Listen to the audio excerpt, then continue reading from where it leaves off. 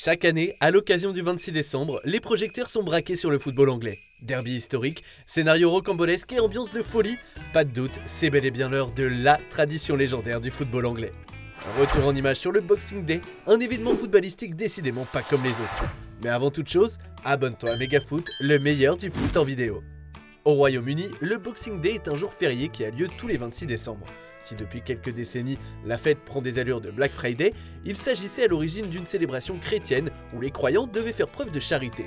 Coutume peu répandue jusqu'au 19e, c'est au sein de l'aristocratie anglaise que la fête va se populariser. En effet, c'est en offrant le 26 décembre des cadeaux au personnel de maison que la tradition des boîtes de Noël va se démocratiser.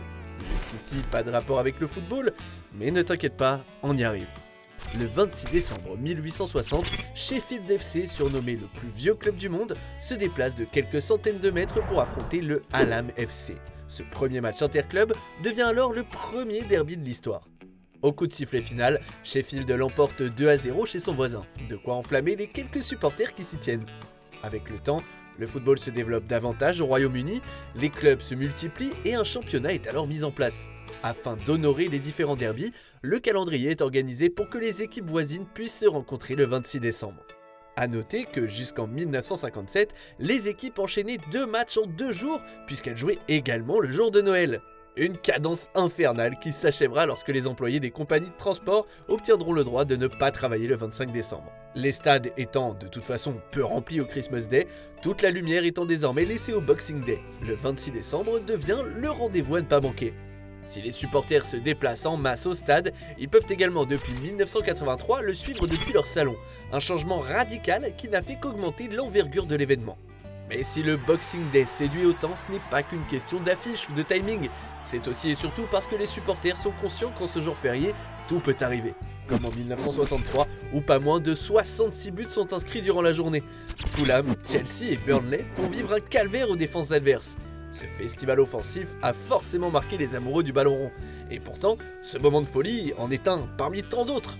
En 2007, Chelsea affronte la petite équipe d'Aston Villa. Les Blues, composés de stars comme Frank Lampard, Andrei Shevchenko ou encore Michael Essien, doivent logiquement l'emporter. Mais en ce 26 décembre, les Lions sont bien décidés à montrer les crocs. Héroïques, c'est en puisant dans leur force mentale qu'Aston Villa arrache le nul dans les derniers instants. Une rencontre sous haute tension que les supporters ne sont pas prêts d'oublier. Tout comme ceux présents à l'Etihad Stadium le 26 décembre 2008. Ce jour-là, Manchester City fait vivre un enfer à Hull City. Robinho et Felipe Caicedo sont imprenables en attaque, à tel point que les spectateurs vont assister à une scène surréaliste. Mené de 4 buts à la mi-temps, Phil Brown, l'entraîneur des Tigers, prononce alors son discours durant la pause directement sur la pelouse. Il fait asseoir ses joueurs au milieu du terrain et les sermonne devant un public ébahi. Désirant les faire réagir, le coach n'obtiendra pas raison puisque son équipe s'inclinera 5-1. Tu l'auras compris, le coaching est particulièrement délicat au lendemain de Noël. Sir Alex Ferguson déclarait à propos du jour férié que le titre de champion d'Angleterre ne se gagne pas au Boxing Day, mais qu'il peut très bien s'y perdre. Et l'Écossais parle en connaissance de cause. Lors de la saison 2012-2013, les Red Devils sont assurés de terminer premier de la phase allée du championnat. Talonnés par les Citizens qui n'ont que 4 points de retard, les hommes de Roberto Mancini savent qu'ils ont un gros coup à jouer.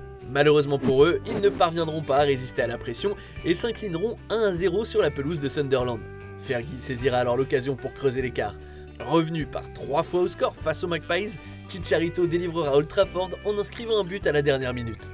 Premier avec 7 points d'avance, City ne recollera jamais au classement, laissant le titre lui filer entre les doigts. Oui, cette période festive est extrêmement prolifique et ce pour plusieurs raisons. Les joueurs sont épuisés, les tentations de lâcher prise sont nombreuses et les conditions climatiques sont souvent désastreuses. Si certains assurent que le titre se joue au lendemain de Noël, en réalité il s'agit plutôt d'un rythme qui contribue à l'euphorie de l'événement.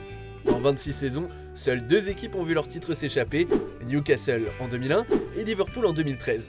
Depuis plus de 10 ans, le leader de la phase allée est dans 70% des cas sacré champion en fin de saison. Le Leicester de 2016 sert de contre-exemple parfait aux déclarations de Sir Alex Ferguson. Montés en tête du classement le 19 décembre, ils laissent leur place aux Gunners durant les fêtes en enchaînant les mauvais résultats. Alors que l'Angleterre croyait que le conte de fées s'était brusquement arrêté, Ranieri motive ses troupes et reprend dès février sa position de leader. Le 7 mai 2016, les Foxes sont pour la première fois sacrés champions d'Angleterre. Bref, bien que le Boxing Day ne soit pas aussi décisif qu'on le pensait, il reste néanmoins une étape importante dans la course au titre. En ce mois de décembre, il s'agit surtout de réussir à conserver ses joueurs préférés.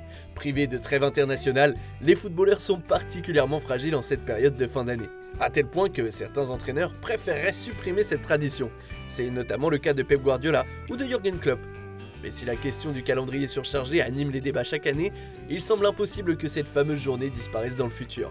Moment de fête pour les supporters, il s'agit surtout d'une véritable mine d'or pour les chaînes télévisées.